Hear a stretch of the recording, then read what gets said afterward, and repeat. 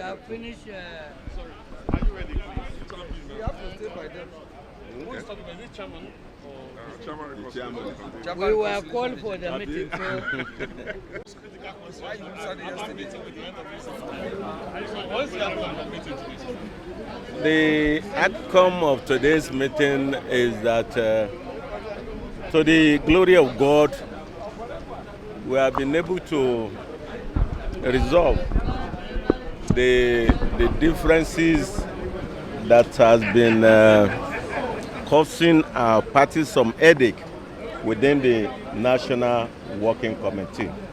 We thank God that we've been able to open up to ourselves and resolve to move on as a united National Working Committee, which is what we needed for the progress of our party, People's Democratic Party.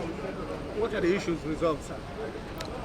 The issues resolved are the differences that have permitted the rank and file of the National Working Committee, which I cannot be itemizing them for you now. All right, Huh? The next meeting, when is it going? Yeah, that was not part of our discussion. you are not in the capacity to start from.